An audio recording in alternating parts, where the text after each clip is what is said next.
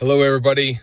I haven't made a video on this channel for a little while, so I thought it was time to do that. So I had a quite a unique situation that came up earlier in the week. It was with one of our participants. I work in the tobacco cessation industry, and one of our participants had a rather unique kind of story.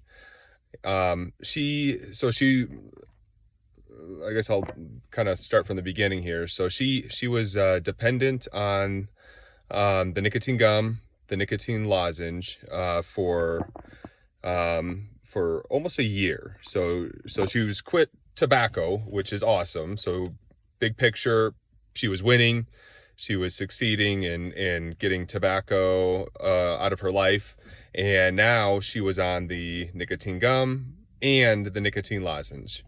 She was using approximately 4 pieces each of either the gum and the lozenge. She said she was kind of using them interchangeably. She was using the 2 milligram strength for both the gum and the lozenge. And this summer, she made up her mind that she wanted to get off of the nicotine gum and the nicotine lozenge. It was time. She said the cravings for tobacco had decreased, were quite manageable. She said she described them as fleeting. So, and her insurance was no longer helping her with the cost of the gum and the nicotine lozenges. So there was she had to front the cost for these products. So it was starting to get a little pricey. So she decided to move forward in a plan to get off the gum and the lozenge. And her plan included using the nicotine patches to help her get off of the gum and the lozenges. And this is where she ran into an issue. She started on the 21 milligram patch. Well, let me back up a little bit. She actually, first, she quit the gum and the lozenge cold turkey. Okay, so she didn't step down gradually off of the gum and the lozenge. She just one day she picked a quit date and she stopped the gum and the lozenge. And the withdrawals that she experienced, because she didn't start the patch right away, the withdrawals she experienced were quite intense. So very similar to the withdrawals experienced from quitting tobacco. She was, feeling irritable, restless, having a hard time concentrating. It was impacting her sleep, just having a hard time focusing and concentrating. And she said she was losing her temper, kind of short with people in her life. So at that point, she decided to, she said it was about somewhere between 2 and 3 weeks after she was done with the gum and the lozenge, right? So she said the withdrawals were starting to decrease, but they were still pretty unpleasant. She talked about the anxiety she was experiencing, and but she had, at between 2 and 3 weeks, she had gotten the nicotine out of her system, but was still struggling with withdrawals to some extent. And that's when she put on the patch, and she picked the step 1, the 21 milligram patch, which was way too strong for her, and was quite a jolt to her body. And so she went from experiencing nicotine withdrawals that were starting to decrease with the passage of time, even though they were still present. And then she put on a 21 milligram patch, which was just really too strong. And yeah, just kind of a shock to her body. And she experienced nausea, and she described getting sick to her stomach and throwing up. And it's from the sounds of it, yeah, it was nicotine overdose, and it was just way too much. So she took the patch off and kind of was drinking a lot of water and trying to help flush the nicotine back out of her system. And she, of course, was involving her doctor at this point. And basically what was decided was she didn't want to go backwards and go back on nicotine gum or the nicotine lozenge. And she certainly did not want to go back to using tobacco.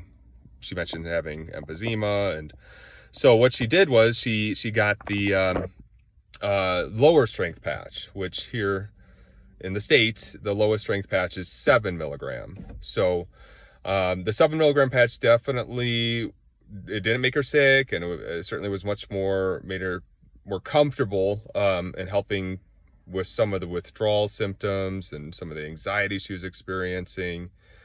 And now, she's kind of got her, after a pretty, a few weeks that were rather tumultuous, she is now that's where I talked to her. She was looking for some support on what to do next. And of course, I told her to continue the conversation with her doctor. She was describing panic attacks, so she was working with her doctor to get some medication to treat that. And then we also, her and I talked about the plan with the 7 milligram patches. So those weren't making her sick. They were actually helping her manage the cravings and the withdrawals that she had experienced from first quitting the gum and the lozenges, and then this short stint she had on the 21 milligram patch. And we came up with a plan where she was going to use the 7 milligram patches for approximately 2 weeks, and then start to gradually taper off of the patches. And we talked about doing that in 2 different ways. One was sorry about all the sweating. It's hotter than hell in this car here, so I got to wrap this up. But with the patch, she was going to fold the patch in half on that second week, so she was getting even less, because with the patch, it's similar to a Band-Aid. You can just take off half of the backing of the patch, so you can only apply one half of the patch to your arm or wherever you adhere it to your body, and then taper off of the patch that way as a way to kind of reduce further. So you're getting approximately 3.5 milligrams of nicotine if you fold the patch in half. Some people will do that, and they will just use like maybe an ace bandage or a piece of tape to hold the patch onto their body.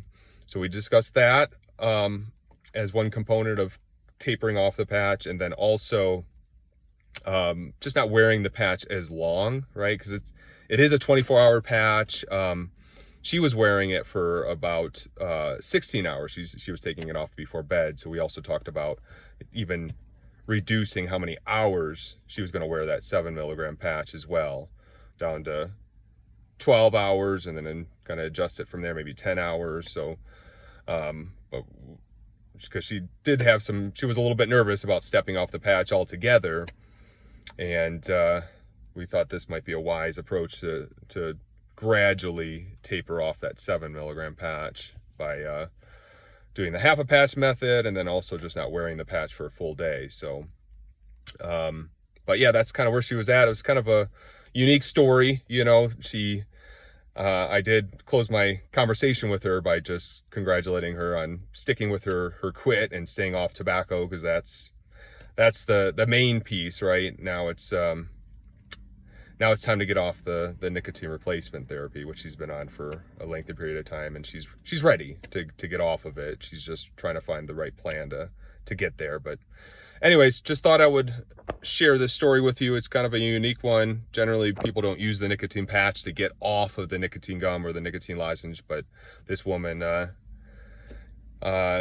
did use the patch to kind of help her get off of it in a bit of an unconventional way, and she kind of learned some hard lessons along the way, but she's on her way. So anyways, just thought I'd make this video, share that story with you. And if you got any questions or have any situations of your own that you want some feedback on, or you want to share, please do so in the comment section below. Okay, I'd love to hear from you. All right, thanks for your time, and have a good day. Bye.